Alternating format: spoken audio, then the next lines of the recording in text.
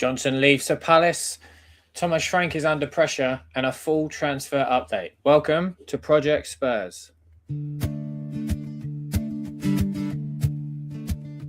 Oh, the streets are cold and grey, but the fire in our hearts won't stray from the pitch where dreams collide. We'll stand together side by side. Oh, when the Spurs go marching in, when the Spurs go marching in, I wanna be there in that number. Oh, when the Spurs go marching in. Hello, welcome to special Project Spurs transfer edition. I'm joined with a whole host of great Tottenham fans from all over the country. But yesterday was a very busy day for outgoings at the club in terms of loan signings and one major transfer. We'll cover all that in detail on today's show. Plus, we'll talk to everybody to see how they're feeling after some latest comments again from Thomas Frank. I'm not too sure he's doing himself any favours at the moment with some of the things he is saying. But we will cover that in full detail. Kieran, coming to you, starting with you. Welcome back to the channel. Thanks for joining us. Just speaking of Thomas Frank, it's been 6 months in charge now. Give us your thoughts really on his appointment. I mean, overall, it's been pretty bleak. Like you have to say, and speaking on what you were saying about what he says in his press conferences, I think that might be what bugs me most is how he delivers himself after the Brentford game, a terrible game really, where we failed to even create one big chance. And the tagline that Sky used for his interview was "excellent clean sheet." And you go, and I said in my TikTok, it's hyperbolic because I know defending is a huge part of the game, and we can't be a good team if we're leaking goals. But fans don't pay money to see clean sheets. Do you know what I mean? And maybe he's clutching at straws and, always got to find a positive.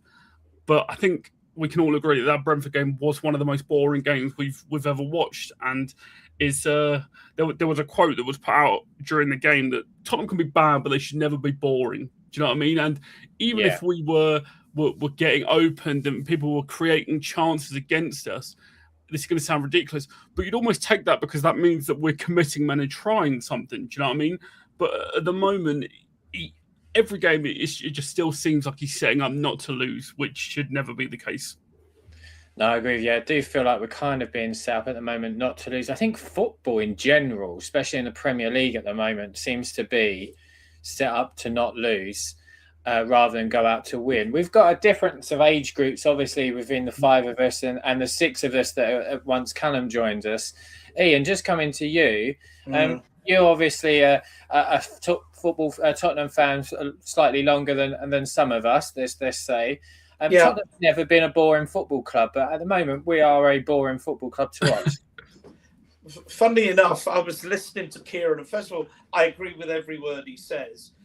The second thing I'm thinking, he's obviously a lot younger than me, and yet he obviously understands the traditions of this club. And I've been lucky enough to have lived through, but also seen some very, very good Tottenham football teams under Bill Nicholson and under Keith Birkinshaw. And what worries me more than anything about Thomas Frank is I don't think he gets it. Now, we talk about a manager coming in, being given time, and God, of any club, we've been one of the worst for giving managers time to, put their stamp and authority on the club. But with every time he opens his mouth, I think you're not the man for this job. You don't understand what being a Tottenham manager is. And the old classic Danny Blanchflower quote about the game being about glory. It's about going out and winning, about beating the other lot, not sitting back and waiting for them to die of boredom. And that is the Tottenham way. That is the Tottenham tradition. And much as I can understand that game with players injured, if we'd have gone to Liverpool or Man City or Arsenal and put in that performance and squeezed out a result. But this is Brentford. They're not a bad side. Far from it, and they're a good side at home. But playing a team and playing tactics which showed no ambition to win the game is just not the way we play it. Also, last point, because you've obviously got others you want to bring in, we would have gone 7th if we'd won. I know it's hardly get vertigo time, but if we want to push up the table, those are the games you go and win. The top teams go and win those games. And I was really angry after the game. Really angry. No, I do agree with you. While we're not enjoying Kieran and Ian aren't enjoying what we're seeing at the moment. Thomas Frank has come out yesterday in a press conference to say he's not currently enjoying managing Tottenham. He said, the short answer is no, I'm not enjoying it. But the reality is you can't. When I put myself out of it and look down, I think what a privilege is to be in charge of this fantastic football club in a period of big transition. On the other side, when you look back at the spell, or maybe the first year when it's tough, you'll think what a learning experience has made us much better for the future. We've got two Si's on today, so we're going to go Si the Fox, because I'm going to get myself all muddled up. Si, yeah. Some fans may say they aren't enjoying him being in charge either. Where do you sit on that? Well, look, let's go through a couple of things. I'm old enough to have lived through Santini, Ramos and George Graham, so I have a comparison to the football we're playing at the moment. I still think he hasn't got the tools to do what he wants to do. And I think that when you play the Batinia central midfield pairing without a creative player in front of him, you're going to get what we're seeing. So I'm not surprised at it, but I'm not quite sure where he can go with it at the moment. I'm not going to defend him for the negative way that he sets the team up, or the let's not lose first kind of mindset. But I do appreciate that when you haven't got the players and the club has underinvested for the number of years that we have into a squad, then I think he's hamstrung by the fact of what he can do and how can he change it. For example, for me, we have three box-to-box midfielders of Gray, Sarr and Bergvall, who are all very similar. Well, that's not a ball-playing, midfielder. Lucas, he's good at carrying the ball. Is he a real ball player? No. And, the football that we're playing at the moment, as far as I can see from Brentford the other night, was we're cutting the midfield out completely anyway and just going long to the forwards. But if you're going to do that, you've got to play two up top. So if one wins it, the other one goes with it. So I'd say I'm more confused.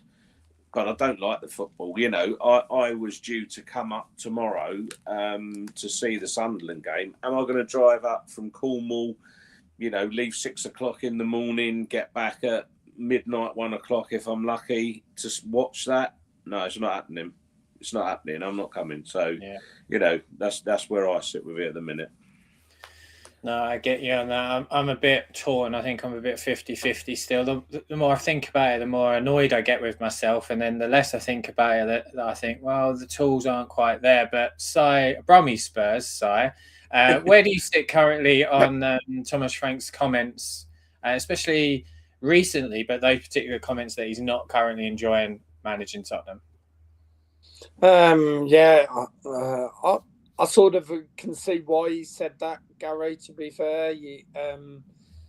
With all the response he's getting from the negative tactics he's playing. But,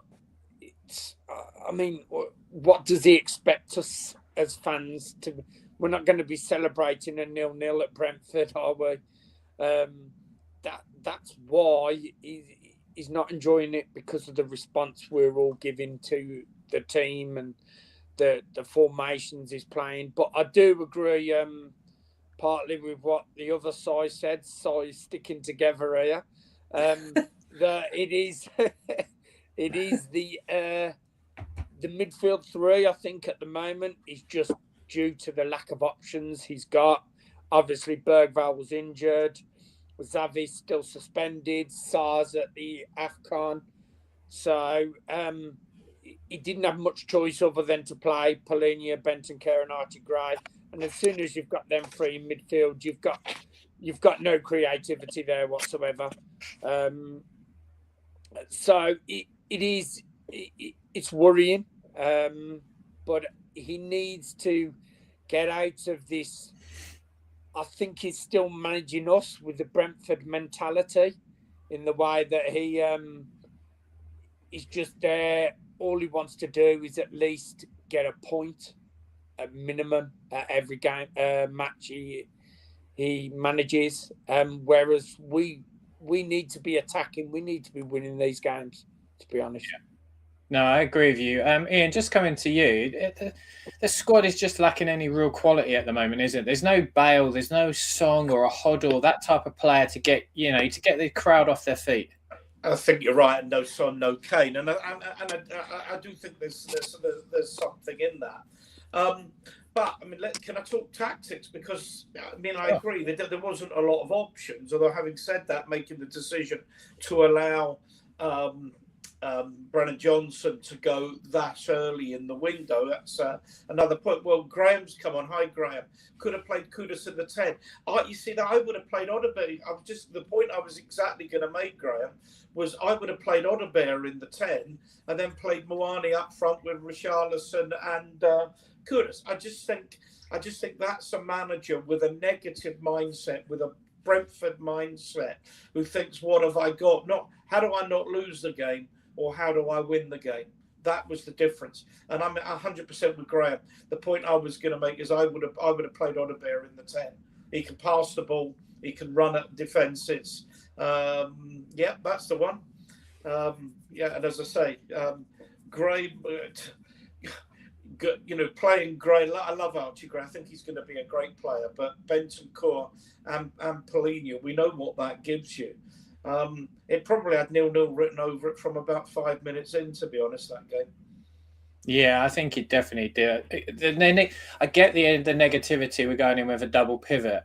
It was the 10 that concerned me, because there was going to clearly be a lack of creativity. Not saying that Archie Gray at all is a bad player. I think he's fantastic. I think he's a 6 or an 8. I don't really see him as a 10. I kind of understood that we're going to go 3 workers against 3 workers, and I get that. But creatively moving forward in that front three, we just didn't have anything. And especially when you've got Odebear that's progressing, but he's very lightweight still, and he's being pushed off the ball easy. That number 10 spot for me is important. I wouldn't even minded a slight change in formation. Side the Fox, what about a 3-4-3 in these instances? Totally, or you could have gone, if you're going to play long balls from the back, you could have gone 4-4-2, couldn't you? Odebear one side, Kudus the other, Moani and Richarlison through the middle, and then you've got one playing off the other at the front. And I do agree with Ian there that if you'd had Brennan Johnson there, you could have played Brennan Johnson off of one of the two, which is something we never tried at Spurs. And I've made a point that, I hear people saying all that Brennan Johnson does is score goals, in the same way that all that Erling Haaland does is score goals. It's all Erling Haaland does. You don't contribute anything else to that team. And then you're not using an asset that you've got. One point I did quickly want to make before we move off of it was, Thomas Frank in his press conferences, somebody at the club should be saying to him, do yourself a favour, stop speaking about the fans, because no fan's going to take it, that you're being questioned. Are you a real fan or a proper fan or a this fan or a that fan? We're all supporters of Tottenham Hotspur Football Club, and we will support it no matter what. And whether you like the way that we support the team at times, and whether you like the the way that we're behaving, sometimes you just have to suck it up, because it's not about you, Thomas. It's about the years of underinvestment. It's about all that we've been through. And just do yourself a favour. Don't alienate those that do come along and support the team. And look, let's go back to the supporters the other night. If the away fans are turning, then you really have to acknowledge that there's something not right within the supporter base. Those away fans all this year and all through last season supported Spurs magnificently. So they're just telling you that something isn't quite right. So sometimes you just have to listen and be quiet. And now's the time for listening and silence, in my opinion. Yeah, absolutely. Callum, obviously, welcome back. Just a quick question for you, moving on from Brentford. I know we could probably spend a few hours talking about it, but let's move on. I've got a question for you. Are Spurs about to make a massive mistake here with allowing Fabio Paratici to leave the club and then sticking with Johan Lang? Obviously, Villa were unhappy with Johan Lang in terms of his recruitment, what he'd done at the club. Are we making a mistake letting Fabio Paratici leave? I think both sides have got merit to it. I mean, Paratici is a very good operator. We know he has his pocketbook and he can communicate all over the world with agents and has 5 to 10 plates spinning at one time. He's very good at buying players, not great at selling them, though. That's my major reservation. Johan Lang, one of the main reasons why he did leave leave Villa was because, honestly, Emre came in and he bought in Monchi, didn't he? So realistically, it was one of them where he wasn't the manager's man. But he did bring in players like Ollie Watkins, John McGinn, people like that who are part of their first team now. So realistically, he does have a good success rate there, to be honest. And we like the players that what's his name? Paratici's brought in, but he is still responsible. Emerson Royale, Brian Hill, Galini in the first season. He brought in Clement Longley on loan, people like this. This is all under his tenure. We sold a player like Højbjerg for probably 5 million less than we could have done to just balance the books. We got him on a cheap. We sold him on a cheap. It's all a balancing act that I don't think we can sort of say for definite. But Paratici seems to want to go back to Italy. So can we begrudge him? According to Paul O'Keefe, he was signed on a dotted line as one of Levy's last actions for the club. So he has just kind of moved into the system. But I still think that Lang has his advantages because he's still looking at players like De Cat, like Keith Schmidt. Everyone would have a go at blinking hell. What's that photo? Jesus Christ, is Ian with hair? I did even look at the photo. I thought the comment was good. Didn't even check the photo at that point. Should start checking photos on YouTube just in case we get some silly ones. But just carrying on with your Paratici, Johan Lang. Yeah, realistically, we know that with Lang that people will say that based on the information that's coming out on X at the moment, people have been reposting Rudolph Pat Bateman stuff saying we're looking at Diamande and Walton. Well, these are the sort of under 21 remit that we all believe Lang has. So realistically, people will go, oh no, everyone knows they're ballers, everything like that. Well, no, realistically, this is what Lang and his team are looking at, isn't it? So if Spurs are looking at these players, we know that Lang has a good hit rate in terms of that, in terms of Archie Gray, Bergvall, Mickey van der Ven, people like that. It's just about getting the balance right.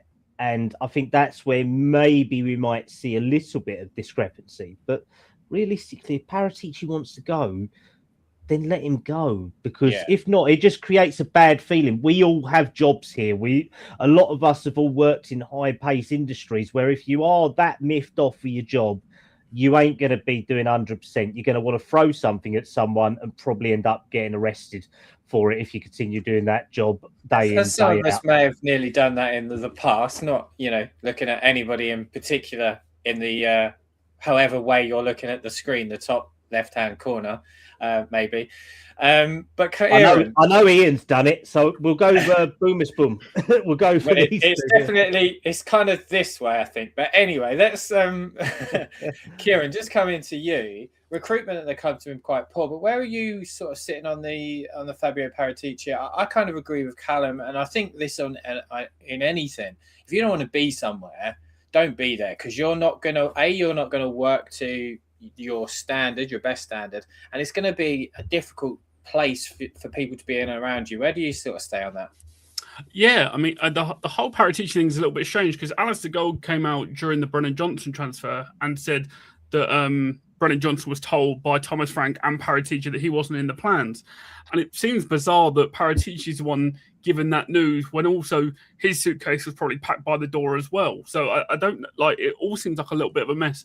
But similar to Callum, in terms of Paratici, yes, he has done some good things, but like he listed off, there has been some bad ones. So no, backroom staff is bigger than the club. So I mean, if you want to leave, you want to leave. David Ornstein came out last month and said we're trying to attract the director of football from Man City. So if Paratici would leave and then he would come in, you would see that as an upgrade. But yeah, I'm hoping that the Paratici thing doesn't really, cloud this transfer window, because it does need to be a big one. The Brennan Johnson sale this early on does sort of indicate a real change, because one, we've never been good at selling players, and two, we've never really been ones for selling players early. So while people are worried about the Brennan Johnson sale, it is one that, and it seems very boring to say that come the end of the transfer window, we could go, wow, what a change that was, or we could be going, we've left ourselves high and dry again. So it's going to be very interesting to see how this month pans out. I think so. I'm assuming that the delay is probably the comment on screen. Paratici's 2-year contract compensation. I'm assuming that's probably what they're figuring out now. Ian, just coming to you, recruitment's obviously been poor for a number of years. We've traditionally used like the traditional talent ID route. We've gone to data models. We've gone to, there's Moneyball sort of scenarios around, if you've ever watched the film, which is very good, by the way. I'm very much more of an old school. I want scouts being at the games, watching them in live situations, seeing how they're acting, how they perform in different scenarios and situations. Where are you on recruitment at the moment? Yeah, I think it's interesting. I'm with the guys. I mean, my field of work is HR and employment law. So if someone wants to leave your business, you let them leave. You don't keep unhappy people there. The other aspect to that, I think that's important, is I gather that whether he's got, I don't know, but personal reasons, whether it's marital difficulties or whatever, that he feels he needs to go back to it. So you let him go. You've got to be particularly heartless. It might have been better if we'd have had him for the rest of this window, but then if his mind is elsewhere, and he's thinking, well, a player for Spurs, I'll give him to Fiorentina because it's more important for my new employer. Yeah, look, get him gone. My worry a little bit is I'm not 100% sure now what the structure is. Said about getting the guy from Manchester City, and that would be great, and that would fit in with the narrative of Paratici leaving. That would be absolutely superb. It would also be consistent with the narrative of Pep coming next year when he leaves Manchester City. But let's stop dreaming for a minute. I haven't even had a drink yet. Who is making the decisions? I mean, one of the problems, I think, and the more we move away from the Levy era, the more I think we realise how much he held the club back with his somewhat dogmatic approach to transfers, players that have got to have a resale value, his constant inability to sell players because he always wanted too much money for them, his inability on occasions to buy players because he didn't want to pay the right money for them. And we hope that we're moving away from this, and in the next week or so that we've got some incomings that we can talk about. But who's now making the decisions? Is it Vinay? Fine. Is it Thomas Frank? Because we talk about Prjctspurs not being there and Brennan Johnson being told he didn't by Prjctspurs and by Thomas Frank that he wasn't part of the plans. Thomas Frank may be gone as well in a couple of weeks if results go badly, and he continues to tell people he's struggling with the job and he's berating the fans and berating the players. I can see a situation where he doesn't last much longer. Losing the cup to Villa, lose tomorrow against Sunderland, who have been playing really badly and have got, I think, injuries and several players away at AFCON. Thomas Frank is not in a strong position at the moment to be telling players they should be leaving. No, I get that. So, Brummy, this is the first window without Daniel Levy. Vinay's clearly probably making the decisions. It's a critical sort of period for him, really. Where are you sort of sitting at the moment? Because, like I said at the top of this show, we've had a sale almost immediately, which is very unlike Tottenham, and then a number of obviously loan signings, which we'll cover those in depth. But just like to know where you currently feel on the first sort of window without Daniel Levy. To be honest, Gary, I've been quite looking forward to it. Quite excited to have our first transfer window without Daniel Levy. I think we've been able to see straight away with, as some of the guys said earlier, with Brennan Johnson going this soon and us recouping like 35 million. If Daniel Levy was still in charge, Brennan Johnson would possibly still be here, not playing all the way through. And we probably, as we did with many other players, would either leave on a free or we'd have to pay up their contract like we did with Ndombele and others because we kept asking too much money. But we've had a lot of talk about them maybe upping the wage structure and everything in NIC 2.0 this transfer window. So I am quite looking forward to it. But obviously, as with anything, we'll all have an idea of, whether they're going to stick to their words at the end of the window. I'm hoping that with Brennan Johnson going so early, we have got someone possibly already lined up, which hopefully should come through within the next week or so, hopefully. Well, I hope so. It makes sense if they are selling players that there's some interest or something progressing that perhaps we're not aware of. Kieran, just coming to you, what do you make of Thomas Frank on whether he was needs to be more daring? He said yesterday in the press conference, I think I'm very daring. I'm sitting here. I don't think he's helping himself very much, do you? No, and one of my biggest things with Thomas Frank is in the summer, his big thing, his own quote was to not take a risk is to take a risk. And I would love for someone to sit him down and say, when have you taken a risk so far, really? I mean, even in that Brentford game, I think it was Ian said in some of the comments, put Kudus in the 10, put Odegaard in the 10. Do you know what I mean? Try something. When he brought Odegaard off for Kolo Muani, again, still the same system, nothing changing. Rather than taking off one of the midfielders and trying to chuck another attacker on, he is just fine with not pushing the boat out. And I get his sentiment, and he's trying to have a little bit of a joke, but his whole thing at the moment, and a lot of fans' issue, is the lack of risk taking, the lack of trying. If he'd have played Kudus in the 10 or Odegaard in the 10 and it hadn't worked, I think a lot of us would say, well, we knew it wasn't going to work with three midfielders, so he tried. Do you know what I mean? And you'd get credit in the bank for that.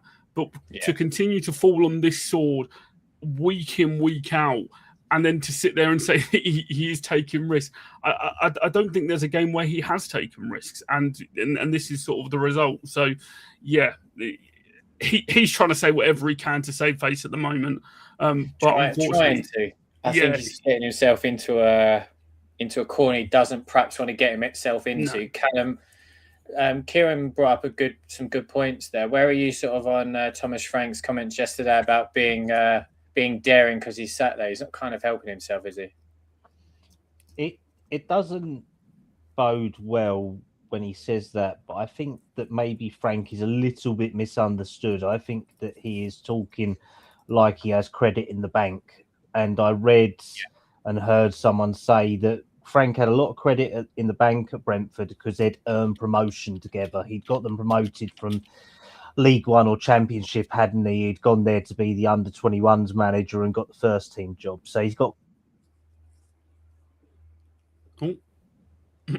I think that anything that Frank does say, no matter what he says, will rile someone up, if you get what I mean. It doesn't look good from the outside, but what he's saying isn't wrong about Spurs. It's just maybe the way that he's putting it. Maybe he's telling us home truths, and realistically, we don't want to hear it. Because I said this on a show a couple of weeks ago, that I thought the Europa League trophy, even though it was probably the best night for all of us Spurs fans, it papered over a lot of problems. That's the thing. And I think we thought we were better than we actually are. But whereas in reality, we played kamikaze ball, trying to preserve our life just to scrape through a Europa League final. Yes, it was great, but Frank's telling the truth. He's still got a squad that isn't his. We've got players in there. Johnson's gone from Angie's era. We've still got Basuma and Davis from Mourinho, Pochettino, Conte eras. This isn't his squad, and it might maybe me covering up. I don't think he's wrong. It's just that he has no credit in the bank, so stuff will rile up people one way or another. But we are a shit show at the moment. Excuse the frankness, but we are not good. He is trying what he can to do, and yes, it's not good football. It's not good press conferences, but he's telling us how it is. And we have to remember this season he has gone into it with, going into it now from January as well. He's got a minimum of 80 less goal contributions and assists from last year. He's lost Sonny. He's now sold Brennan. We've then lost Maddison, Kulu, and Solanke all to injury. That's a minimum of 80 goals we've taken off of our tally, and realistically hasn't replaced. Simple as that. No, Ian, just coming to you, he doesn't have any credit in the bank, whereas like Callum and Kieran rightly say, and to make those comments, probably could have got away with them maybe at Brentford. That's not being disrespectful. Brentford, that's because of the tenure he had there. I think, again, if Ange Postecoglou had come out and said something like that and he was the manager now, being that it would have been his third season, he's won us a trophy, I think there's credit in the bank for us to go, okay, we'll take that. How do you feel about that? The thing is, with his philosophy and his attitude, although there was a lot of things wrong with the Ange era, I think Ange understood playing the Tottenham way, and he was a manager that was absolutely made to manage Tottenham, not because he played the kamikaze football, but because he wanted to play football on the front foot and attack teams and score more goals than the opposition. So he would have had credit in the bank. Before you came on, Cal, right at the start, I said one of my worries about Thomas Frank, is he doesn't really understand Tottenham. He doesn't understand what the club is about. He doesn't understand what the philosophy is. He doesn't understand how the fans expect his teams to play, win, lose, or draw. No, he doesn't have credit in the bank. I think he's finding the job difficult. He's admitted he's not enjoying it. Sometimes it's better in a Cal, I don't know about the other boys, but we've all been in business situation. Cal, you must have recruited people and thought, I made a mistake here. And sometimes it's a blessing for both sides if you just say, look, this appointment isn't going to work, and move on from it. I'm disappointed to say that for no other reason than we keep changing managers. And one of the reasons I'd have kept Ange was, for God's sake, let's not sack a manager. 18 months FC is not clever. But if this is not going to work, and the people behind the scenes must know if it's going to work or not. I don't think the players have bought into it whatsoever. I don't think the players like him. I don't think the players like the way they're being asked to play. Sometimes you just say cut. I don't know where we go after that, particularly as I'm not sure that many good managers are on the market at the moment. But sometimes you just have to say, cut, let's reset and start again. Ian, I sorry to interrupt. Do you think it could be gone before the end of the season? Because what I can see is him potentially, if we are going to get rid of Frank, him going at the end of the season, because I think a lot of us would like to see the current USA national team manager after the World Cup. And if all the stars align, who knows? That would be a fantastic appointment for ENIC 2.0. Yeah, I'm not 100% convinced about Pochettino. I sometimes think you don't go back, you don't go backwards. But I can understand why people romanticize about the Poch era, because it could have been, and with a bit more, maybe building the stadium from a business point of view was at the wrong time. But with just a fairer wind, a bit more luck, and some investment and some courage by the board at the time, who knows where we could have gone. I mean, certainly replacing him with Mourinho, which is a typical Levy move, in my mind was an absolute disaster. But I think a lot will depend, Si, on the results and how the fans react. There may be a situation where the fans start voting with their feet, but and that may be that absolutely may be. Adrian may be right, but I don't know that he was their appointment. I mean, it was unanimous, but we know how hands-on Levy was. That I suspect what Levy said went. So I think they could well play the card. Well, this was the last appointment of the old regime. We're now going to make our own appointment based on what we fancy. And I understand, and I may be wrong about this, Callum, you may know better than me, that Levy did want to bring Pochettino back, but that Donna Cullen was very much an obstacle to that and was very against it. So I don't know whether that was true or not, but there was certainly disagreement in the boardroom as to whether that would be the right way to go or not. I mean, going back to Si's question, I think I understand and wait for the end of the season. If things don't improve, just say, not worked out, thanks very much. West Ham are a goal down to Wolves. That's the kind of club you should be managing, getting organised, not Tottenham. And see, because there will be other managers available after the World Cup or in the summer. We know Guardiola's going to be available. I'm not suggesting for a minute there's any chance we could get him, but he'll be available. Poch will be available. Maybe Klopp will be ready to go back into football. Maybe he'll want to again manage in England because it's the best league in the world. So there may be opportunities.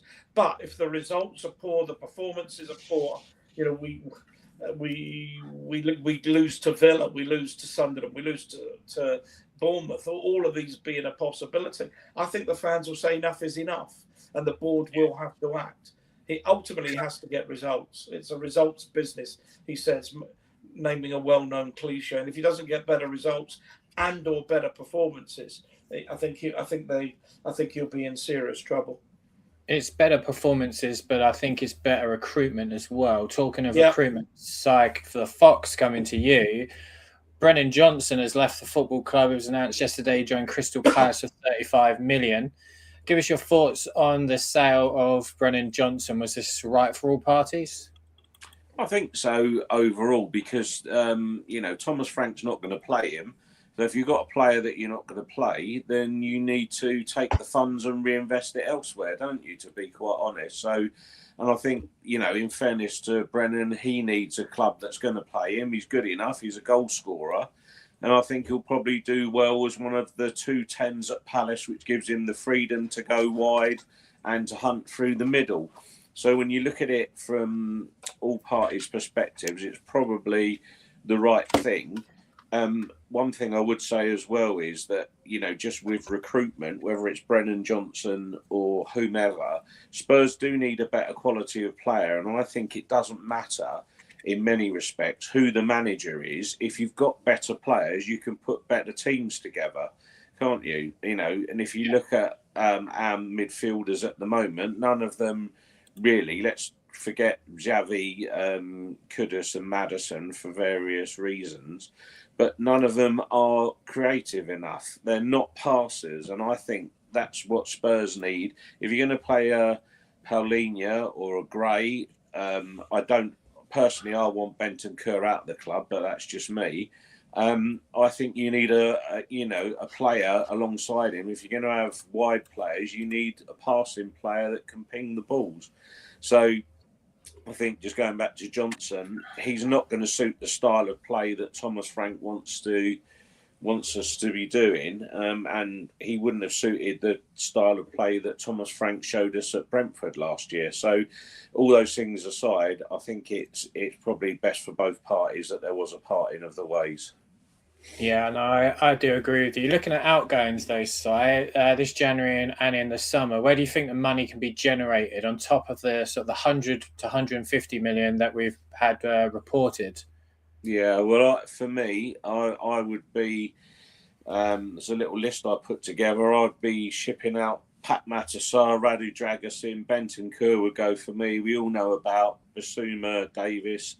Scarlett needs to go. So, if the figures I put there come from transfer market. So, if you look at that, 127 million quid in, you're going to buy yourself a few good players for that on top of the funds we've got available. So, in terms of PSR, we're 141,000 to the good plus that. So you could spend 250 million ish, bearing in mind if wages come off into the SCR rules for next year, and we've got higher income this year. So I think we could generate a decent pot to enable us to buy some better players. And I think the better players for me go, we've got to be looking at a left centre back, a left-footed left centre back. That's where I go to. Number one choice for me would be Evan Ndicka, who's at Roma. Reason for that, left-footed player. He's fast, he's quick, he's a Van der Ven semi-clone, and he's played Champions League football for a number of seasons. I like Lekeba out at Leipzig. Again, good player. He's played Champions League, not this season, but the season before. Schlotterbeck, again, very experienced player, left-footed. The lad Ignacio at Sporting, I've been watching him. He's a very cultured player. Again, would give what we want. And then Buongiorno from Napoli, another really good centre half. I put unrealistic Bastoni. I don't think he'd come to us. Murillo, Forest won't sell him, and Branthwaite, Everton would need him, and I think it would just be too expensive.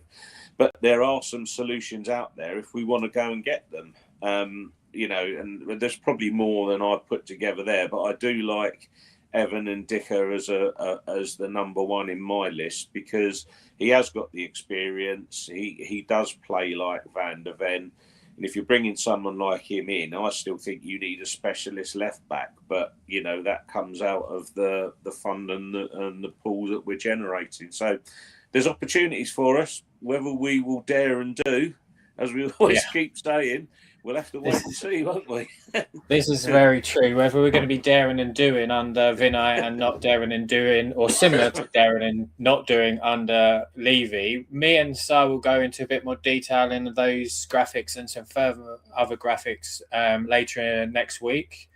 So if you like, we'll put up some information about that, but we'll go into further details of, I guess, who we'd like to see at the football club. And obviously, a lot of the names we're probably going to mention haven't been rumoured. These are just armchair quarterbacking, I guess, is the term. Kieran, just coming to you, as we said earlier, this will be the first post-Levy transfer window with the outgoings and incomings. We've already got 35 million come in. Brummy's Sai, it's getting confusing. Brummy's Sai said earlier he didn't think that deal would have happened if Daniel Levy was still here. I personally do agree with that. Where do you sit on that, Kieran? There's not a chance that deal happens with Daniel Levy at the helm. We probably hold on to him until he's worth about $5 million, and that's why I understand people's apprehension to the deal. But this, for me, is the first real sign that we might operate a little differently.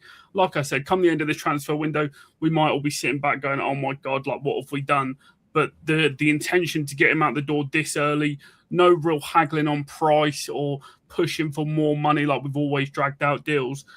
This is sort of the first real sign for me that we might have learned from previous mistakes. Also, this board probably has the benefit of not having Daniel Levy, because Daniel Levy over the years, you've heard every chairman, director, owner come out and say how much of a pain it is to deal with Daniel Levy. So I'd imagine this new board have benefited from the fact that they're not him. So already there's a more willingness to operate with us on a more friendly basis. So hopefully, going into this month, we can use that good favour a little bit more. Yeah, I agree with you. I just had a point, Gary. Sure. Can I had a point on that? Oh, I don't know what's You've happening to does that? No, wrong one. No. Right. Oh, we needed that. There you go. There we go.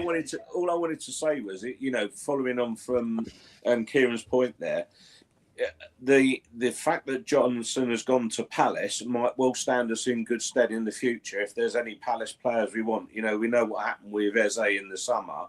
And I think that, things like that, it will be a different relationship with other clubs than Levy had, because he had a zero-sum way of approaching transfers. And I don't think that stood Spurs in a good light. I think it's kind of like a day one introduction to a lot of these teams now. Ian, do you agree with that? Like, this is going to massively help us moving forward with someone new in charge of recruitment. Yeah, no, I very much agree with that. There's a couple of points to be made I'd like to pick up on.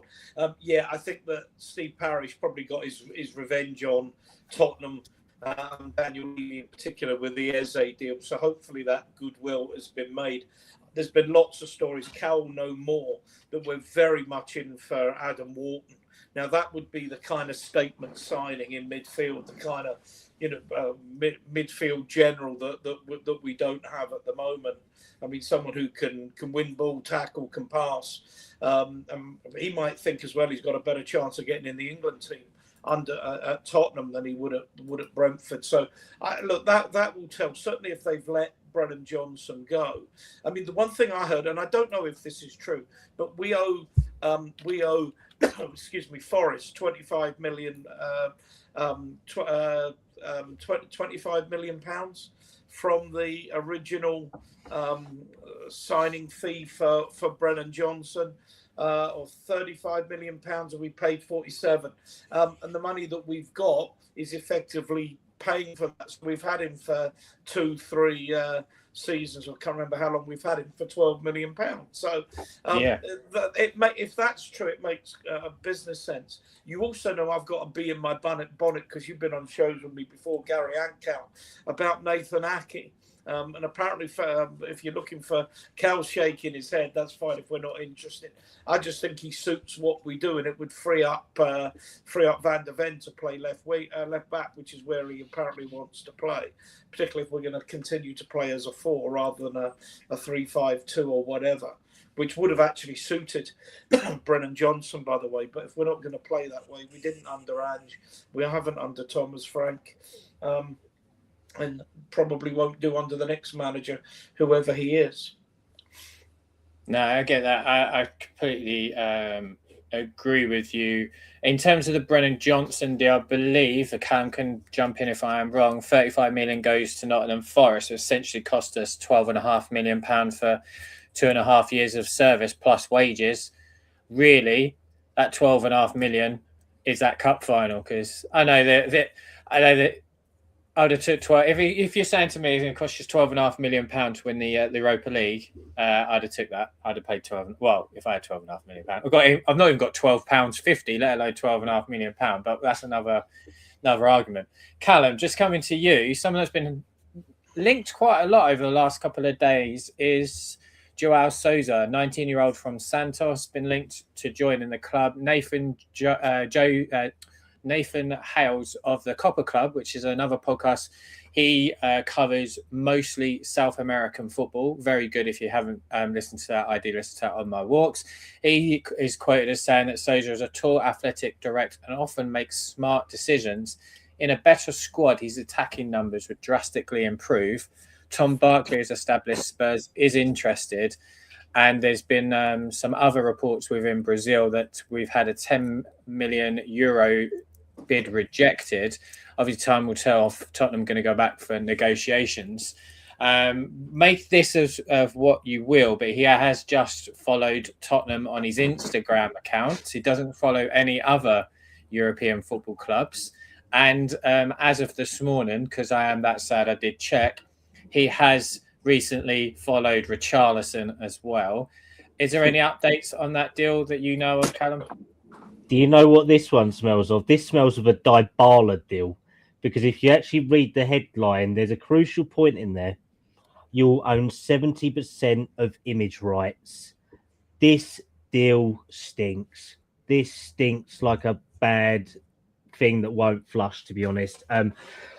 I haven't heard anything personally on it. I know Tom Barkley, I think, is he part of the Sun or something like that? I believe he sort of pushed it. Tottenham Talker pushed it. But this one came out of nowhere, to be honest. It wasn't even like the Brazilian sources were doing anything apart from yesterday. So, yeah. He looks good. Don't get me wrong. Apparently, he's meant to be one of Santos's better players, but they are like bang on bottom or something like that in the Brazilian league. Well, the league's just finished in Brazil. I do follow as I say, I listen to the podcast, so I follow along. They narrowly escaped relegation again. Neymar scored a hat-trick for them to save them. Neymar was out of contract, has just re-signed with Santos. He is a good player. This for me though, Callum, feels like we're going down this. We're going to spend some money on potential and then not do a lot with it. To be honest, I mean, a couple of clubs have sort of looked at South American left backs recently in like the last year or so. I think Man United got one from Colombia and Brighton got someone from down there as well. But this is like the most expensive one that's come out. And he's not exactly like the young profile. He's 19, I think, or nearly 20. Yeah. So I guess he has got first team experience, but I don't know. This one just doesn't feel right. He hasn't been picked up enough by ITKs or journos who are reliable enough. I mean, no discredit to Tom Barkley, but I don't really favour the Sun, to be honest, as a source. And the only other person I think that said about it is Tottenham Talk as well. And he's very 50-50. I haven't heard enough on it from other people. No. I've heard a few bits, and like I say, probably just online talk. I think it's Tottenham, it's January. We need that type of player, and it's an easy link. Brummy side, where we need in recruitment right now, the left-hand side seems to be the main talking point. But I'm with the other side as well, that centre-back, a left-back, and potentially a ball-carrying centre midfielder is all part of what we need too. Where are you sort of recruitment-wise right now? For me, I think first and foremost, I do rate Odebear. But I think we're crying out for a top quality left winger. We're so reliant on Mohamed Kudus to create chances for us. Everything seems to come down the right all the time with him and Barrow. I think if the opposition now are going two men onto Kudus, or three even sometimes, and stifling him out the game. Whereas if we had a player like Kudus on the left, it would just ask more questions of the opposition defence. And I mean, defensively, yes, we do need to reinforce, but I honestly think we could wait for the summer, till the summer for that. I think with the lack of creativity we've got in that team, I think we need to be looking at the forward options and the creativity. A left winger for me is first and foremost that I want to see coming in January. Kieran, just coming to you, left winger for you as well, as a priority. Yeah, definitely. I mean, we saw from sort of game week 3 that teams had sussed out if they double up or triple up on Kudus, there's not really much we can do. Obviously, we missed out on Semenyo, which was fine. Like a little bit gutted to not even have like a chance, but the fact that was done early was fine. Someone like Iliman and Jai from Everton should be. I would. That would be like a real statement in terms of would Everton want to sell him? Absolutely not. But Tottenham probably have the money to offer them something that they probably wouldn't be able to turn down. And I think he would probably enjoy that move. So someone like that, similar to what Si was just saying there, offering threats on both wings would just be massive for us because at the moment, Kudus is now starting to get flack because he's the only one trying things, which doesn't really work. But it's like, okay, but without him, there is nothing really being offered. So if teams, have to worry about something on the left wing and can't, shift their whole team over to stop one player, that would be massive for us. Can I just interrupt? Yeah, sure. Kieran, what you were saying there, I sort of agree with. Because lately, the last couple of games, Mohamed Kudus actually looks like himself. He knows that he's our sole creator and he's trying to do too much. Instead of like crossing the ball or passing it, he's trying to beat nearly every man and everything. So I think that would take a load off him as well, to be honest. Yeah, the pressure wouldn't be him or bust, you know what I mean? Because I don't think Porro's having sort of the best offensive season that we've seen from him. So at the moment, it is just Kudus or nothing. Just alleviate. And I think Kudus wants to be that man. Don't get me wrong. He has that sort of star power that he wants to take games by the scruff of the neck. But sometimes it is just physically not possible if you're getting doubled up on, tripled up on. So just giving him a little bit of a breather, it can go down the left side and he can, because by the sort of 70th minute, he looks knackered most of the time because he's having to work so hard. So that left wing spot is definitely important for us. Gary, you also saying this to the boys as well, that he's also, because of the system, receiving the ball very deep, whereas somebody like him needs to be getting the ball 30 yards further up the field. And if you've got a progressive, a player that can progress the ball, running with the ball, or by passing the ball, he can get the ball much further up, where he's perhaps in behind the fullback or only got one fullback to take on or create the space for the cross. He'd be far more effective. The number of times he's getting the ball on the halfway line and then turning back because he's got 2 or 3 on him. The system isn't helping him at all. No, I feel he's doing that because he thinks he's the sole creator for us at the moment. That's why he's coming so deep to pick the ball up, because without him, we create nothing. No.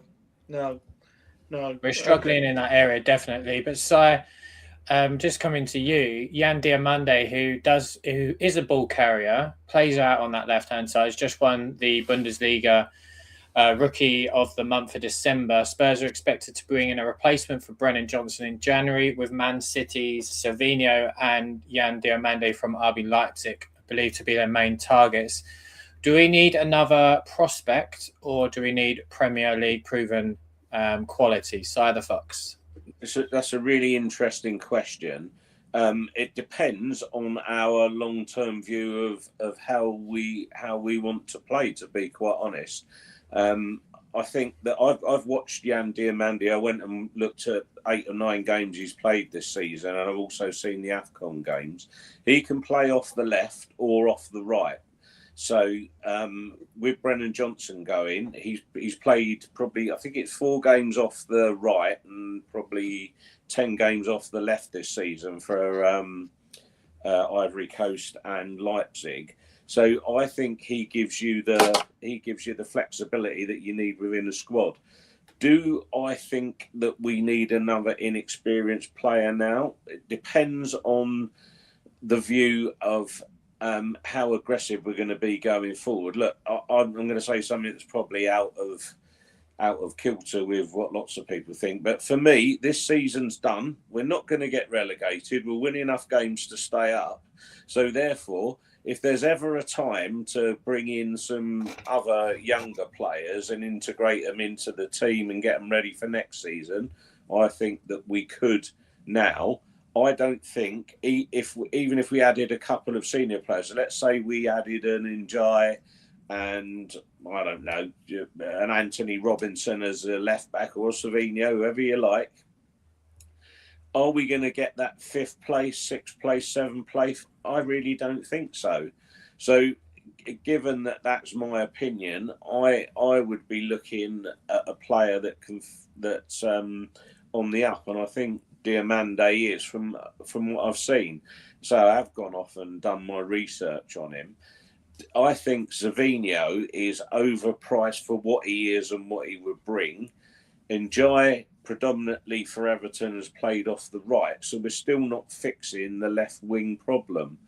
So maybe if you want to fix the left wing problem specifically, then you have to look elsewhere, even away from Savinho and Diamande. And there's a number of players, as we'll go through next week, that we could look at that are specific left wing players.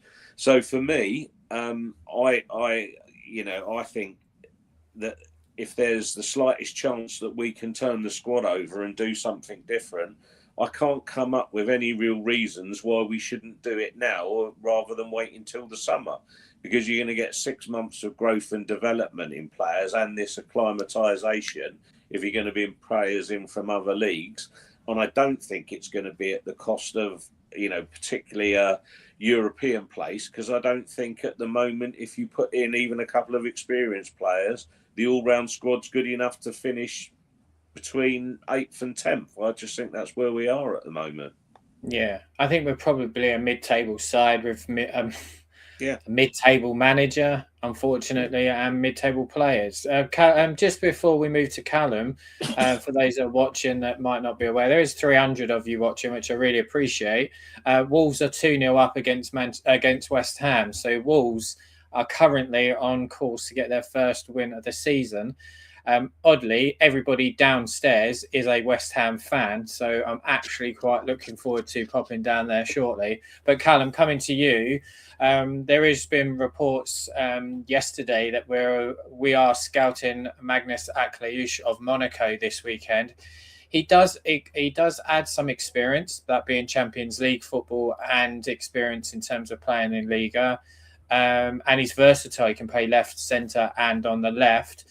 Decent option for us. Anything you've heard about us potentially looking at Magnus Akliouche? Very good option. Player that I really do like. But I did speak to a few people asking them a couple of different sort of like ITKs from the club, and they just went, no, not of interest anymore. I think there's only Chef Supreme who's putting it out there that we are. Apparently that interest has died now. It's not a player. He's more central, realistically. And with Maddison, Kulu and Simmons all being there and Bergvall being there and Gray now, they said it's unrealistic. So I think that's one that's going to die a death now. Okay, so there's an unrealistic target looking at now. Thomas Frank did say yesterday, no, that Joanne Lang, Fabio Paratici, Vino Venkatesham are all working day and night to do everything together with the recruitment team. The Lewis family is backing us with everything. I think the best clubs take good, sensible decisions. Kieran, just coming to you, I feel like we heard this almost word for word from Ange Postecoglou last January. Yeah, we've had it pretty much every year. You hear the war chest and all the promises. But unfortunately for Tottenham, the proof's going to be in the pudding. Do you know what I mean? Because they all start out saying, they're ambitious for the windows, and then January specifically, come the end of the month, we hear, January's the hardest time, and all the same things. So unfortunately for us, it's just going to have to be waiting and seeing what they can finally do. Obviously, the Lewis family have done well to sort of rebrand themselves from ENIC in like press releases and things like that, but unfortunately we are still dealing with pretty much the same people as before. So we just have to wait and see what they come up with. Yeah, I agree. Ian, just coming to you, it's a massive transfer window coming up for long-term vision of the club, really.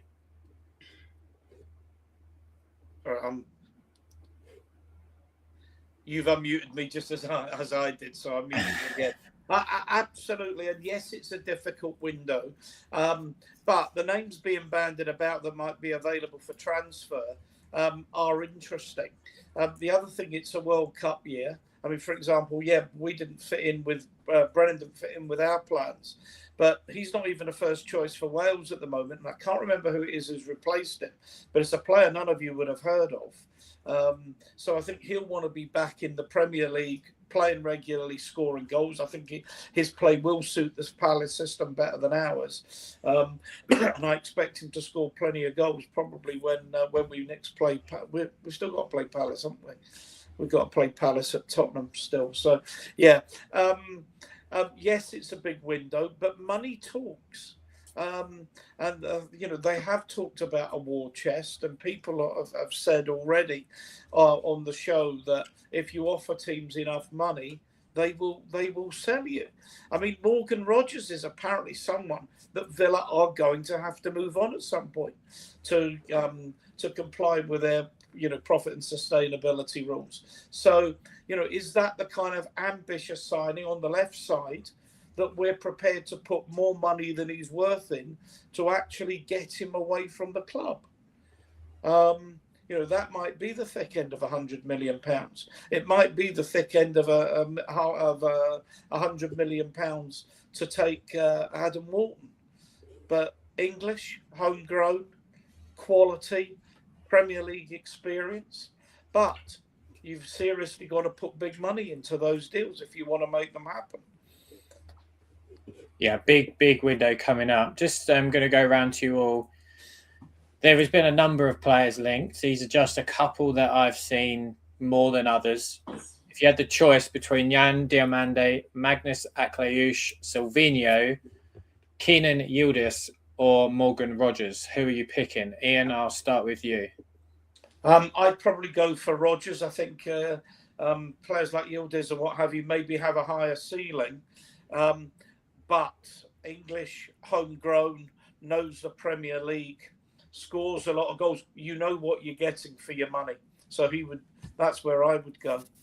We've speculated an awful lot on the Brian Gills and Ndombeles of this world, who are apparently the next world beaters. We know what this guy can give, and he's only going to get better.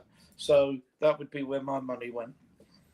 Brummy Sai, who are you going with out of that list? You've got a choice between Silvinho, Magnus Aklayush, Jan Diomande, Keenan Yildiz, and Morgan Rogers.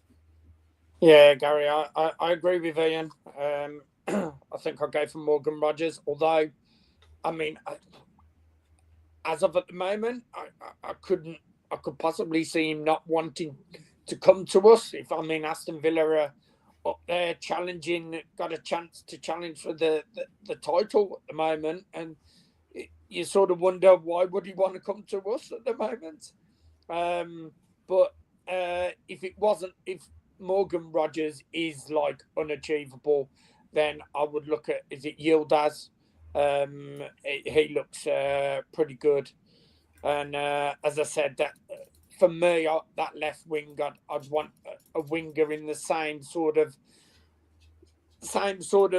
build as Kudus and look quick and exciting. So yeah, it'd be one of them two for me. Siler Fox, who are you picking on that left-hand side? Well, I'm going for Diomande because we need a left winger, and he can also play right if we need him to. If you want to change things around a little bit, I just think we need a dual threat to take the pressure off of Kudus for all the reasons that we said earlier. And I think that Morgan Rogers is just better, but much of the same as Archie Gray or Lucas Berryvale. So if we're going to back those two, then why would we take a third one? I just don't see the merit in it. And I think that the wide player to take the pressure off the team and the pressure off of Kudus is the most important thing. Kieran, just coming to you. Who are you picking? Similar to Ian and Sai there in terms of, I'll probably say Rogers just because everyone else comes with the element of of bedding in and taking time, whereas he's very well equipped to hit the ground running. But I really wouldn't turn my nose up at any of them. No, I think that's the perfect answer. I wouldn't turn my nose up at any of those either. I didn't add him on the list because he hasn't been linked recently, but he was heavily linked in the summer. For me, it would be Ademola Lookman. I would go and get him now.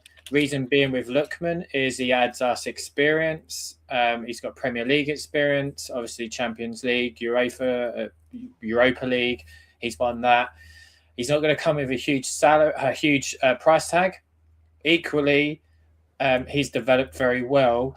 But the main reason I would go for a Lookman is because I believe in 2 or 3 years' time, that's not going to stump the progression of a Mikey Moore or a Luca Williams-Barnett. If we're going to go out now and sign an 18, 19-year-old for big money, I think that starts stumping some progression for these younger players. And I've got real high hopes for Mikey Moore, who scored today for Rangers in the Old Firm derby against Celtic 3-1. And just talking about a third goal, West Ham are now 3-0 down against Wolverhampton Wanderers. Callum, we were just talking while you were just off screen there about the ideal player to come in on that left-hand side. We gave a list that was Akleyush, Silvinho, Diamande, Morgan Rogers, or Keenan Yildiz. Who would you pick if you had the 150 million war chest? Are we talking just left wing here, or are we talking like talking about left-hand side? For me, side of Fox was picked Diamande because he's the versatility of him. He can play in multiple positions, which I like. I think Lookman can also do that as well. And the three others all went with Morgan Rogers. I like Diamande, but yeah, I think that Rogers sort of has the edge for me. It's big money, but sort of Rogers can play left, right, 10 as well. Also solves a homegrown issue, which we're getting closer to with each transfer now, realistically, because Brendan Rodgers going out, that's one less homegrown player in the squad. So he does have that. But I think Diamande is a very good player as well and has done very well. I think it's like 14 starts, 6 goals in the Bundesliga so far. So can't fault. Yeah, I mean, and Kieran hit the nail on the head. He said he wouldn't be upset with any of them, and I think the 6 of us can pretty much agree that if we got any of those players, they are instantly changing us.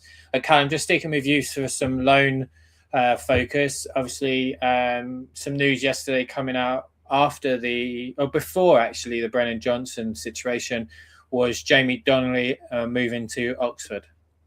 So Donnelly's return from Stoke after making 6 appearances. I think only 2 starts in there. Did get an assist on his first game, but it hasn't really worked for him. So going to join up with Will Lancashire at Oxford United. Seems like a good deal for them, to be honest. Realistically, Oxford aren't doing too good, but Will and Jamie do have good stats for the under-21s when previously playing together. There's apparently reported to be a 4.5 million release clause in there as well, which is said to be unachievable because there is a good chance Oxford could get relegated, unfortunately. I think it's to protect Spurs, but also to protect Oxford. I still rate Jamie Donnelly, but I think that maybe it hasn't really worked out for him. So hopefully this move could sort of kick him on because he does like to seem to springboard from January onwards. So you never know, he could have a good second half of the season. So that was that. Yes, mate. Could you actually see him making it at Spurs eventually, Jamie Donnelly? Seeing him at under 21 level, I would have hoped so. Seeing him at senior level, I mean, he's 20 now. I don't want him to stagnate and become the Scarlet, realistically. I think he could go away and have a good career. Unfortunately, I don't think him or Alfie Devine are likely to break through unless something dramatically happens, realistically. Cal, can I ask what the plans are for Mason Melia, if that's all right, Gary? Sure. That one is still to be decided from what I've heard. I haven't really seen any links of him going out at the moment. I reckon it could be a quick one. They could assess him in the squad, but it could be that he goes late in the window. So yeah, I reckon he will leave on loan though, because I know I was listening to a couple of under-21s coaches when I went to one of the games earlier in the season, and they really do rate him. But realistically, they want to make sure that he doesn't stagnate, because he has been playing men's football. Me and Gary have both watched comps of him. We've seen how Luca Williams-Barnett is probably better than under-21s football, but needs a League One, League Two loan. Realistically, I think Maley is probably the same. And I saw people saying he should get a chance in the first team. He is nowhere near a starting striker for us. Nowhere near. The thought's nice. The practicality is impossible from my point of view. No, I agree. In terms of Jamie Donnelly, obviously going to Oxford, a good move to go there with Will Lancashire. I'll actually see them both. Hopefully, I'll see them both next Friday. I'm going to MK Dons against Oxford in the FA Cup, so it'd be nice to see them in person. That's for sure. So looking forward to that. Another loan move out of the club, Callum, is Kota Takai off to Borussia Mönchengladbach. So Kota, according to, I think it was Seb, one of the German journalists, and also Florian Plettenberg, he went up and linked up with Borussia Mönchengladbach with their squad. Good move, I think, here. Realistically, they seem to be playing with a back three. He is a very physical and versatile centre-back. I think that there's a good chance that he could have a meteoric rise like Vuskovic could. Spurs seem to rate him very highly. There was a bit of a kerfuffle over a release clause, a non-release clause, translation clauses, who could write an article, who couldn't. I think we finally got to the bottom of it, that there was no release clause in it, and that Spurs, it's just a straight loan. But there was a lot of mixed messages coming from either the German press, a local newspaper, and the Gladbach Director of Football. But no, I think this one could be good, and I hope that it reflects the same as it does with Luka Vuskovic at Hamburg, realistically. Yeah, I think this is a really good move for him. I think you could hopefully the club have clearly looked at the Bundesliga for these centre backs. I mean, he's 6'4" for starters, and they've looked at how well Vuskovic is performing and seeing this as a good sort of, I guess, stomping ground for them in some senses to learn their trade. And it's not too dissimilar to the Premier League physicality-wise. It's very similar, just a speed level. So I think it's a great move for him. Another player that's moved out on loan. Gary, could I just make a point about Takai? That just a quick one is that I think the reason they've let him go to Germany as well, and again, this is from someone I know at the club, is because they'll get a direct comparison of how he compares to Vuskovic. So they'll be able to see the two to see which one of them is, like a stronger candidate for the first team at Spurs next season, or to be integrated a bit more. So I've just heard that. Yeah, no, that makes complete sense as well, doesn't it? It's complete sense. Also, at Borussia Mönchengladbach, there is a Japanese international already there, which will help Kota Takai with language issues, barriers, etc. Because the Japanese international has been there for several years. Can't remember his name off the top of my head, though. Well, luckily, hopefully, Luka Vuskovic doesn't take after his brother at Hamburg then with a doping ban. If we're going to apply that same principle, let's put it that way. Let's hope that there is no doping bans coming for anybody within our youth system. Another player gone out on loan again is Mano Solomon. This is his second one of the season, Callum. Yeah, this one actually has a optional clause in there, reported to be 10 million. It looks like it could be a Prjctspurs deal using his pocketbook, and potentially, if he is to go to Fiorentina, could be taking this as a crossover deal to that effect. It hasn't really worked out for Solomon, realistically, at Spurs, at obviously Villarreal when he went there. Leeds, he was promising that, but they never took up the option. Not a bad deal. If we get 10 million for someone who was a free transfer, it covers the wages that we've paid and other supplemented costs. So if he does go, good luck to him. And hopefully that is one less deadwood option in the squad, realistically. Is that a typical Levy deal, which perhaps reflects everything that's been wrong with Tottenham? That we get him on a free because of the Ukraine war. It's an absolute win-win. If he makes it as a top player for Tottenham, then brilliant. We've got a top player. If he doesn't, there's always going to be some residual value. And we get 10 million for a player. We're not really entitled to get 10 million, but he took up a squad place and really achieved very little at the club. Well, realistically, when you look at it, he was the most natural winger that we had for Ange Postecoglou's style when he was signed. He came in and had a very good start. It was just that somehow we seemed to blow up players' legs and hamstrings and cruciate ligaments within 6 months of joining us, and they then joined the endless hospital list. But I think he was an opportunity, but he was someone who probably could have worked out because he wasn't that bad at Fulham when he was on loan there. They wanted to sign him. He was very good at Leeds. He was probably more of a natural player for Spurs than Johnson was. It's just that I think everyone looks back on this deal. One, start with Ukraine, and then it's the politics. And we, all 6 of us here, have our own political views. It's our own business to discuss them or not. But because it was so public, it blurred every image whatsoever in terms of where we were and where we're not. And I think that has taken it away from football and made it political. We have to understand these are still players. He's still under contract with Spurs. We had to sort of back it. I mean, I didn't like Ramon Vega when he was a centre-back for us. I didn't like bloody Giovanni Dos Santos. I was not a fan of, I don't know, Federico Fazio, but someone probably was out there realistically. That's how it is. It's all interpretation, isn't it? But if we can get 10 million from this deal, then it looks like good business. Realistically, if it works out, we get 30 million. If it doesn't work out, we get 0. If it kind of works out, you can get 10 million. That's the way that I look at it, to be honest, and we just move on.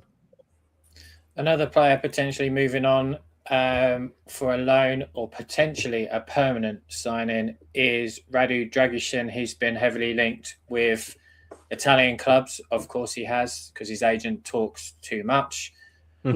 Anything that you know currently with regards to Radu Dragusin, Callum? It seems to be that based on, Fabrizio seems to be the one pushing this deal the most, to be honest. He said that there's at least 3 clubs interested. I've seen Roma as one of them. I don't know the other 2, but I would probably say one of the Milan clubs are potentially Juventus, potentially Genoa might try and get him back as well. It looks like a loan deal with an option to an obligation to buy it. And realistically, I still think Dragusin has a future at the club. And it might just be a loan to get game time, realistically, because his agent was an absolute tool the other day going, we will assess his options. Well, realistically, he hasn't had a leg for 9 months. He hasn't run or kicked a ball in at least 7 months apart from training. So I think Radu needs time. It's just that his agent seems to be trying to sell him to any club on the black market in Europe at the moment. That's the way that I look at it. And he was talking a lot last season, wasn't he, when he was playing? Now he isn't playing, he's talking again. I get it, he needs some game time. I'll go around the houses because you've all your heads all rose when we talk about Radu Dragusin. So I know you've probably all got something to say. Personally, I think, as I said at the beginning of the show, if we did go to a 3-4-3 or if any form of a back 4, he is absolutely perfect to slot in there for me at that right centre back. I think Danzo is a fantastic option anywhere, but Radu Dragusin, I think, is perfect for that situation. Kieran, just coming to you, where are you on Radu Dragusin at the moment? Don't get me wrong, I wouldn't be devastated if he left. But the thing is, he was one of the players that really struggled with that Ange high line sort of formation. And I think being in the more settled 4 at the back could serve him quite well. So it's difficult to make any sort of judgments on him because all we've seen is him really like in that Ange system getting caught out. But I think with time and obviously him getting up to speed, I still think he could play a part of the club. I wouldn't be one to try and force him out the door. But no, I'd like to see more of him in a more settled system. Ian, where are you on Yeah, Reddit? I agree. I agree with you, and I agree with Kieran. I'm very much a 3-5-2 man with the squad that we've got, and particularly with the players that can play as wing backs. I think he would be perfect for that system. I'd like to see him get some game time.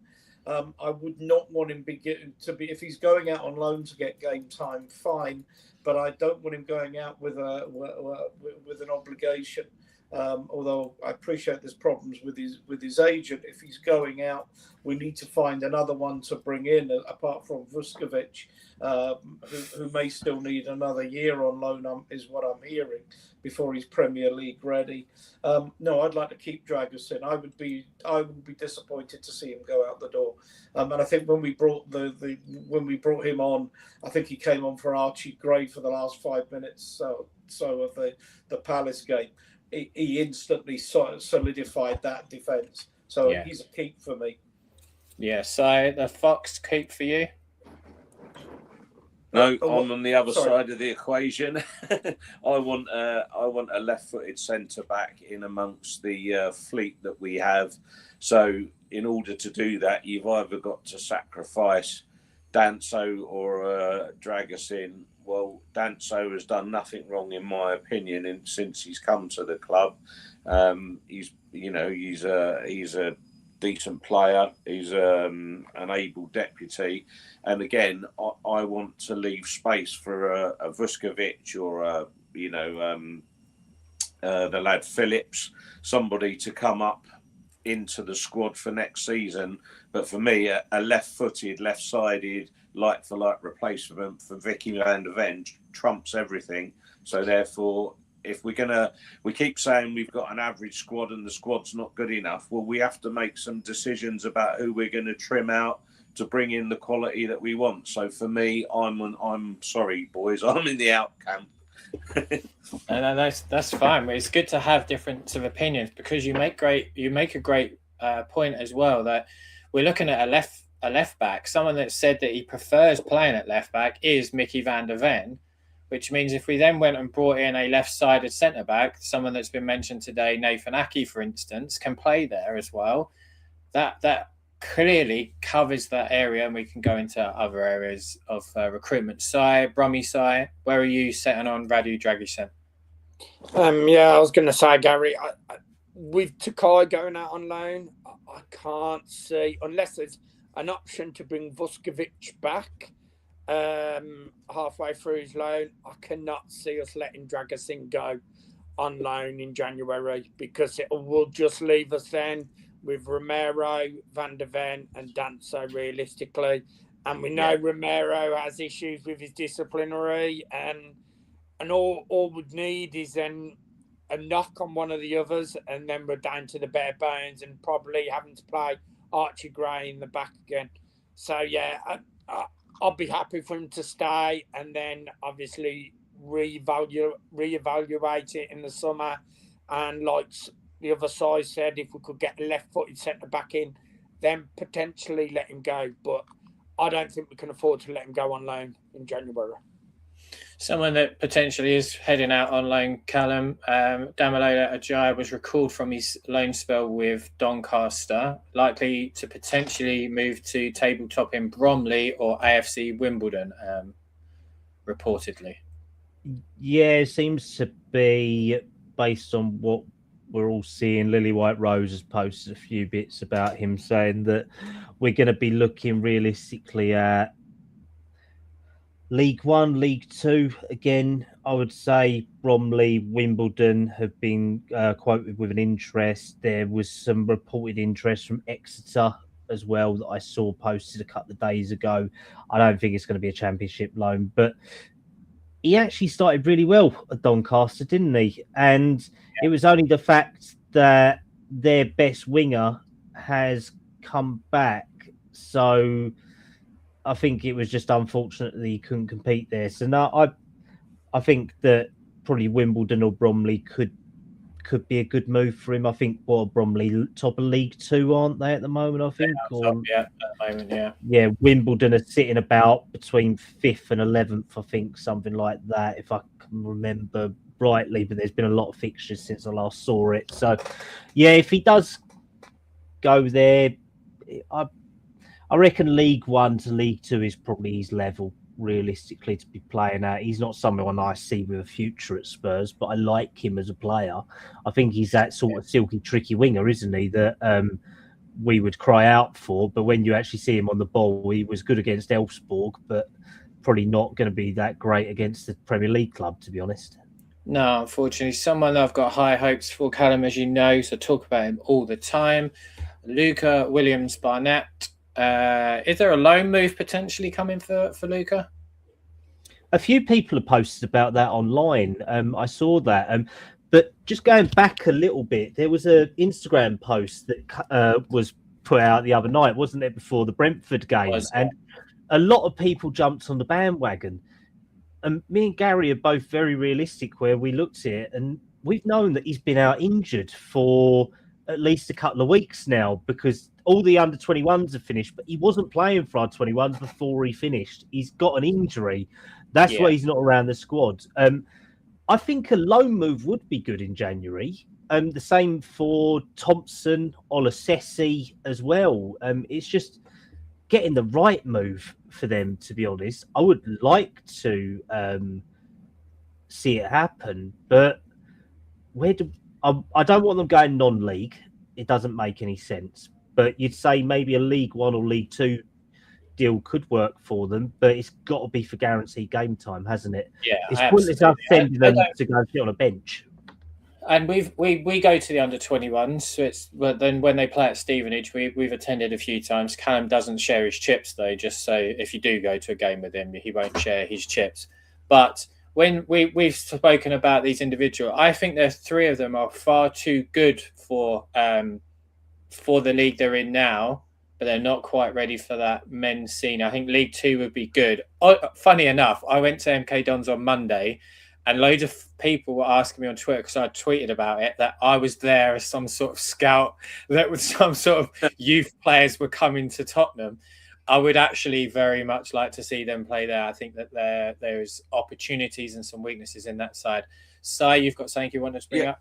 The only thing I wanted to make was, look, I've seen, and you guys have seen what the loans did for Donnelly last season, and Tyrese Hall has had a good start with what he's doing, and then you've got George Abbott has gone up from one league to the other. That's what you need to do with these youngsters. You've got to start them. For me, it's always start in League Two, and if they're good enough, move them up to League One, and that's when you're really going to test how good our academy is and what level they're at, because there's not the pressure in League Two as there is in League One, as we all know, etc., etc. And I just think that the proof is in the pudding, that I think that those two players will come back to Spurs better players than they went on loan. So that's what you want to do, is progress them through the ranks. Unfortunately, George Abbott won't be playing for at least a minimum of 8 to 10 weeks. He's just blown his anterior cruciate ligament as well. So he's only just come back from injury and is now back out injured as well. Tyrese Hall seems to be doing all right, though, like Si was saying. Yeah, I watched him on Monday. I watched him last Monday against MK Dons. That's one of the reasons I went there. MK Dons is quite close to where I live anyway. I like to go out and I was absolutely freezing, by the way. So, but other than that, Tyrese Hall I was impressed with him. Thought he looked tidy on the ball, good energy around him. There was a sheer lack of quality. It is League Two football. But like Si was saying, you know, Teenan Thompson, Luca Williams-Barnett, Callum Alasesi, easy for me to say, could all slot in there relatively well. There's other people that we like. But just before we close, there is nearly 400 of you watching, which is unbelievable. I really do appreciate that. There is 450 of you watching on my X account. So please do head over to Twitter and give it a like and subscribe. I hate asking for those type of things. If you'd like to, I do appreciate it. It will help us. All these guys. He doesn't ask for chips, though. He doesn't ask about chips. He just takes. He just takes. That's all. all these guys are doing this for fun. I do this for fun. We're all doing it because of one thing, our love for Tottenham. We like to talk about Spurs. We've all got our own individual things that we do as well, which we'll cover at the end. But Kieran, just coming to you before we end. If we win on Sunday tomorrow, we could go 7th with that win if other fixtures are going our way. There are some fixtures going our way at the moment, bar Brighton, they are winning 1-0. And what's your expectations for tomorrow against Sunderland? I'm a bit scared, to be honest. I'm going to the game, so there's a lot of trepidation because we nearly put up sort of the same amount of XG as Sunderland did against Man City. I was keeping an eye on both of them before. I think that Richarlison chance in the last minute. Our XG against Brentford was 0.83 and Sunderland's against Man City was 0.8.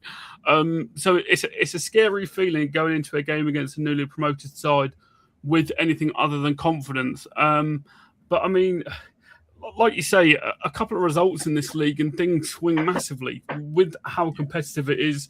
That win could do wonders for us going into this year. So, hopefully optimistic. Maybe we can do something. But on the whole, I wouldn't be surprised if we got turned over. Now, Kieran, just before I let you go, so I know you need to jump off, just let us know where we can find you on social media and all the things that you're doing. Thank you. TikTok and YouTube, Prjctspurs is mainly where I post all of my rants, thoughts and feelings. KSIP on Twitter. So, yeah, any support on that would be great. Perfect. Kieran, we thank you as ever. Hope to see you very back much on the show very soon. Take care and may see you at the game tomorrow. Thank you.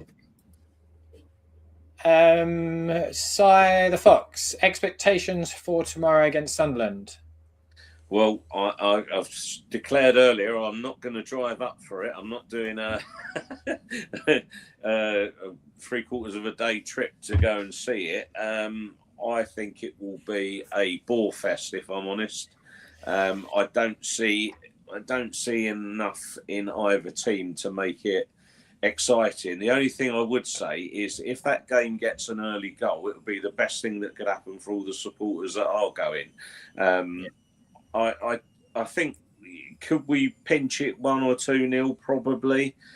If Sunderland won it, would I be surprised? Not really. So I don't know. It's just the way Spurs are making me feel at the moment, and I think it is that lack of desire or lack of inspiration to dare is to do or to take a risk or all the other things we trot out. The game is about glory.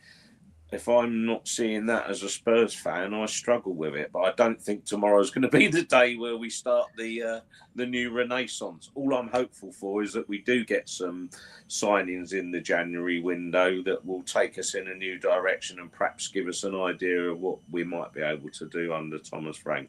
I still don't think we'll sack him this season. I think he's got, he's going to be here till the end of the season. And I think if there is to be a change, we'd have a look at it in the summer. Yeah, I agree with you. I think he's got a free hit this summer because of that World Cup coming up. Ian, just coming to you about tomorrow's game. Personally, I think this is going to be a very difficult game for 2 reasons. Sunderland have a pretty poor away record. Our home record is pretty dire. So like Si is saying, this could be a bore fest for us that is sitting in that stadium on tomorrow. This is the first time in I can't think how many years where I don't even look forward to the games, and that's a sad state of affairs. I mean, I'm coming down to London next weekend. I will catch the Villa game, but with any great enthusiasm. The only thing I'm enthusiastic about is they've reduced the price to 30 quid, so it won't break the bank. But that's me being a little bit tongue in cheek. But no, I don't know what side we're gonna play. I mean, Simmons is still out for another match. Will he play that same midfield that didn't work?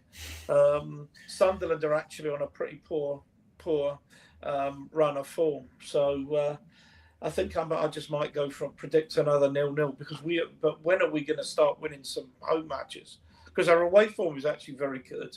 That's the irony. But that's not what the majority of fans actually get to see. No, it's a strange one, Brummy side, isn't it? That away we're relatively decent, but we can't put in that centre midfield tomorrow at home. For me, I'd like to see a Kudus in that number 10, or even an Odeberg or Matisse Tell, or somebody in there that with a bit of creativity. But where do you feel in terms of performances for tomorrow? Who needs it more, Thomas Frank or the players? Yeah, Thomas Frank needs it more. Really, he needs. We need to attack from the off. He just needs to play some flowing football. But regarding the midfield, if Bergval's not fit, I can see it being the same three again, Gary. I really can. I don't think, even though he desperately needs a win tomorrow, I can't see Thomas Frank playing Kudus in the number 10. Or, like you said yourself, maybe give Tell a go on the left wing even, because he just seems not to be getting a look in whatsoever of late. But yeah, I could just see a 1-1. And like Ian and Si said, I mean, for me, I am going the game tomorrow. It'll be the first game. I haven't been to the previous 3. But for me, I'm going more for the social aspect, because I'm going there expecting not to enjoy what I'm going to see, to be honest, which is disappointing because I travel down from the Midlands. So it's, it's a must win for Thomas Frank, but 1-1. I could see 1-1, I reckon. Will be a draw. Yeah, my prediction is 1-1. Actually, I'm going to the game. I've been to pretty much every home game this season. I haven't had the joy of an away game yet. So, Callum, tomorrow, who starts in at number 10 for you? Honestly, don't know. This is the worrying thing, isn't it? We don't even know what to expect. I mean, it's Simmons' last game suspended, ain't it? So maybe Bergval might be back, but I think I saw whilst we've been live that Spurs have just released the sort of 7 players expected to be missing from the game tomorrow. So it's not bright viewing. It's not helpful, but realistically, I'd say that Bergval maybe, or you give it to maybe Kudus, play Richarlison, Mawani, Odeberg, something like that. Yeah. Move Kudus more central, play it that way. But I honestly don't know what we're going to play tomorrow. And I think luckily I don't have a ticket at this present time, unless I always spin one out of the bag like Gary doesn't like me doing, because then I miss podcasts. We are looking for someone to do the live post show tomorrow, which I was hoping you could do. I do have a ticket available for someone. If you need one, there is a spare ticket I have. Didn't offer it to me. You glamorous co-host. I texted you earlier and you said, you selling your ticket. I said, no, I have access to one. Someone that follows myself on Twitter, he's overseas, so he can't come to all the games. He has a season ticket and can't go tomorrow, so that there is an option for that if someone wants to. Hopefully we'll be able to stream live after tomorrow's show. That does depend on Callum and work situation, but no pressure for Callum. If we aren't, we'll be back early next week. Does anyone sorry Gary to interrupt, does anyone know any chance of Solanke being on the bench maybe tomorrow? It's got to be too early, hasn't it? The only thing for me that gives me some confidence for tomorrow in terms of selection is that Lucas Bergval is on the front of the programme. Now, that generally means to me that he's playing, because if you look at the graphics, mainly the graphic designer, once she puts the graphics together, normally those players that are on that are playing, and Lucas Bergval is front and centre. However, it is an interview. It's not even an interview with him. The interview is actually with Rolo Kolo Mawani and a catch-up with Timu Taino. Taino? You there? Oh, yeah, Gary, I thought Frank in his presser said it was probably too early for Bergval. So I hope that's misinformation. And I hope he's saying that to cause some unpredictability, perhaps with his squads. Who knows? But if he's fit, he needs to start in that number 10 position. Can't go with the 3 we had against Brentford the other night. Absolutely. Joe, just finishing. Callum, where can we find you on social media and things that you're doing? So you can find me at Callum Stubbs 97. Also Project Spurs, Spurs Diehards, anywhere and everywhere. You throw a bit of paper up in the air, and I will sure to get it eventually, one way or another. But no, so you can probably find me here Monday or tomorrow, depending on whether I wake up in time or whatever. Hopefully tomorrow, Callum will be hosting the post-game show. If not, we'll do one on Monday. And then I'm back with Si on Tuesday. We're going to do a little in-depth transfer chat, hope for players. Ian, tell us all about the good things you're doing at Spurs Diehards. Yeah, very much. You can find me on X or at Shaggy1712. That's an old nickname. I'm one of the co-founders, co-owners of Diehards. I did try and stream this to Diehards, and I don't think it's worked. It says you've got to wait 24 hours. So I don't know about that. Might be my settings or what, the sort of thing I usually do. In terms of Diehards, we go out Tuesday, Friday, and Sunday. I host on a Sunday night. My show goes out 8 p.m. tomorrow. I don't think you two are available, but we will be talking about reviewing the Sunderland game and talking latest transfer news. And that's Spurs Diehards TTID. Please go on to YouTube, have a look. Join us tomorrow at 8 o'clock. Please like and subscribe us if you can. That would be absolutely wonderful. Perfect. Brummy, where can we find you and the things that you're doing? Yeah, you can find me on X at Brummy Spurs.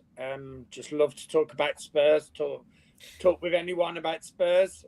Also co-chair of Dudley Spurs, and I arrange all the Legends evenings, and very close to getting one arranged for the middle of next year. So looking forward to that. Perfect. That's fantastic. We'll make our way up to that, Callum. Siler Fox, where can we find you on social media and all the things that you're doing? Because you're kind of everywhere at the moment as well. Yeah, you'll find me on X. I do a bit of stuff with Chris Cowlin.